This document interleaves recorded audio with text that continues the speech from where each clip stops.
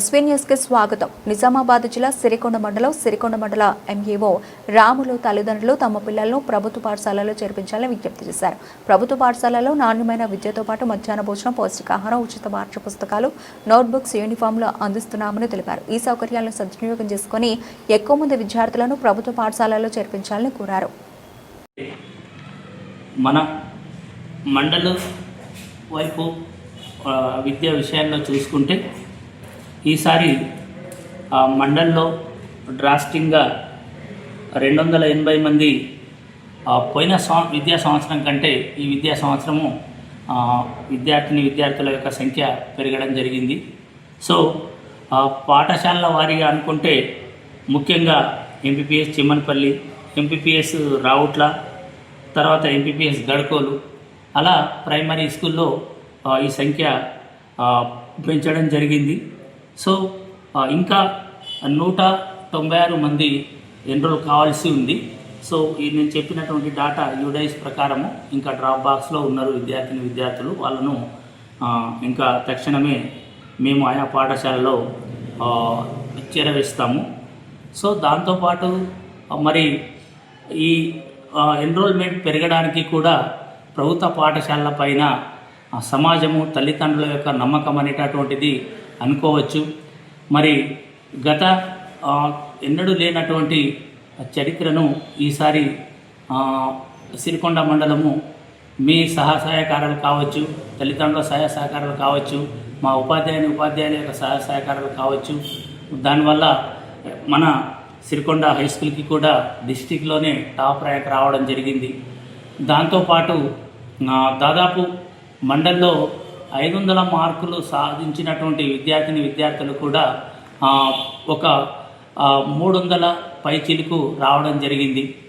So ఈసారి అంటే గత 3 సంవత్సరాల నుంచి ఏకంగా ఎస్ఎస్సి రిజల్ట్ కానివ్వండి, విద్యార్థులకు మంచి స్కిల్స్ నైపుణ్యాలు కానివ్వండి, ఈ ఎఫ్ఎల్ఎన్ అనేటటువంటిది తొలిమెట్టు అనే ప్రోగ్రాం ద్వారా ప్రాథమిక పాఠశాలలో, తర్వాత లీప్ అనే ప్రోగ్రాం ద్వారా హై స్కూల్లో ఏ విద్యా నైపుణ్యాలు ప్రభుత్వము చేపడుతుందో వాటిని ముందుకు తీసుకెళ్తూ మరి పిల్లలకి స్కిల్ను పెంపొందిస్తున్నాము. దాంతోపాటు గత సంవత్సరము మన మండలంలో 4 ప్రీ ప్రైమరీ స్కూల్స్ శాంక్షన్ కావడం జరిగింది. దాంతోపాటు ఈ విద్యా సంవత్సరం కూడా 4 పాఠశాలలు ప్రీ ప్రైమరీ శాంక్షన్ కావడం జరిగింది. అందులో ఎంపీపీఎస్ సిరికొండ, తర్వాత ఎంపీపీఎస్ వాల్గోట్ కలాన్, మరియు ఎంపీపీఎస్ రావుట్ల, ఎంపీపీఎస్ చిమ్మనపల్లి. దానికి గాను విద్యార్థులు మంచి సంఖ్యలో అంటే 4+ ఉన్నటువంటి విద్యార్థులు 15 కంటే ఒక్కొక్క హై స్కూల్లో చేరడం జరిగింది. గత 2-3 రోజుల క్రితము వాళ్ళకి కూడా ప్రభుత్వం నోటిఫికేషన్ వేయడం జరిగింది. ఆయా పాఠశాలలకి ఒక పాఠశాలకు వచ్చేసి ఒక ఇన్స్ట్రక్టరు, ఒక ఆయా నియమించడం అనేటటువంటి ప్రక్రియ కూడా అది వేగవంతంగా జరుగుతూ ఉంది. త్వరలో 2-3 రోజుల్లో కూడా వాళ్ళ యొక్క ఫలితాలు వచ్చి వాళ్ళు కూడా జాయిన్ అయ్యే అవకాశం ఉంది. అందుకని గాను ఇప్పుడు ప్రస్తుతము ఉన్నటువంటి టీచర్లతో ఏదైతే ఈ ప్రీ ప్రైమరీ విద్యార్థులు ఉన్నారో వాళ్ళు ఫస్ట్ క్లాస్తోని చదువుకోవడం జరుగుతుంది. ఇప్పటికీ ఉన్నటువంటి ఉపాధ్యాయులతోని ముందుకు తీసుకెళ్తున్నాము. తర్వాత మండల్లో ఎక్కడెక్కడ తగ్గినాయి విద్యార్థుల సంఖ్య వాటిని కూడా ఫాలోఅప్ చేస్తున్నాము. ఎక్కడైతే టీచర్ల యొక్క సంఖ్య ఎక్కువ తక్కువను కూడా ఈ వారం లోపు వాటిని కూడా సర్దుబాటు చేసుకుంటున్నాము. సో వీటికి అన్నింటినీ గాను మరి ఈ సంఖ్య పెరగడము, తర్వాత ఈ విధంగా సమాజము, తల్లిదండ్రుల యొక్క నమ్మకం పాఠశాలపై పెరగడం అనేటటువంటిది తెలంగాణ ప్రభుత్వం చేపడుతున్నటువంటి ఏవైతే ఈ 2020 ఎడ్యుకేషన్ పాలసీ పరంగా తీసుకొస్తున్నటువంటి స్కిల్స్ కానివ్వండి, తర్వాత నెక్స్ట్ మధ్యాహ్న భోజనంలో కానివ్వండి, ప్రభుత్వం అందిస్తున్నటువంటి ఈ రాగి జావ వచ్చేసి వారంలో 3 రోజులు ఎగ్ అయితే 3 రోజులు ఈ రాగి జావ అనేటటువంటిది ప్రవేశపెట్టడం జరిగింది. మరియు ఇప్పుడు పైలట్ ప్రాజెక్టుగా రాష్ట్రంలో చాలా స్కూళ్ళలో ఈ బ్రేక్ఫాస్ట్ నడుస్తూ ఉంది. ఇంకా ఒక 1 మంత్లోగా అన్ని పాఠశాలల్లో బ్రేక్ఫాస్ట్ ప్రవేశపెట్టాలని ప్రభుత్వం యోచిస్తుంది. మరి బ్రేక్ఫాస్ట్కు కాను ఈ రాగి జావాతో పాటు డైలీ ఏ విధంగా అయితే బొండలు కానివ్వండి, పూరి కానివ్వండి, తర్వాత ఇడ్లీ అటువంటివి కూడా అందించే యోచనల ప్రభుత్వము దృఢంగా ఉంది. నేను కోరేది ఏంటి అంటే ప్రతి విద్యార్థుల యొక్క తల్లిదండ్రులు ఈ మన యొక్క ప్రభుత్వ పాఠశాలలో పంపించాలి.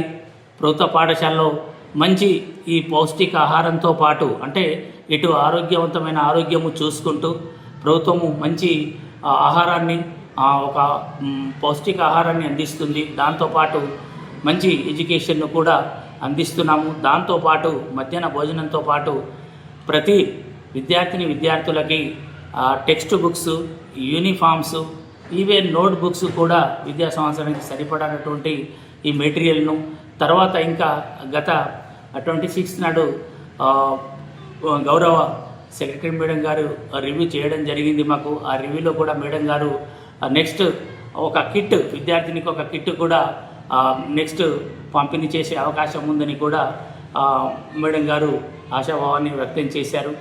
సో ఏదైనప్పటికీ కూడా మేము మాత్రము ఈ పాఠశాలల పైన విద్యార్థుల యొక్క తల్లిదండ్రుల నమ్మకం కలిగిస్తూ మరి మేము అందిస్తున్నటువంటి సౌకర్యాలను వాళ్లకు తెలియజేస్తూ తర్వాత వాళ్ళకి కూడా మాకు వచ్చినటువంటి ఫలితాలను బట్టి నమ్మకం పెరిగి మండలంలో విద్యార్థుల సంఖ్య ఇంత ముందుగా నేను ప్రస్తావించినట్టు పెరగడం జరిగిందని భావిస్తున్నాను.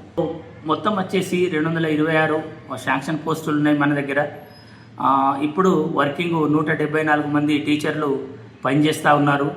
వేకెంట్ వచ్చేసి 52 మంది. సో మొత్తం మీద వర్క్ చేస్తున్నటువంటి 174 మందిలో మేల్ వచ్చేసి 96, తర్వాత ఫిమేల్ వచ్చేసి 78 మంది ఉన్నారు సార్.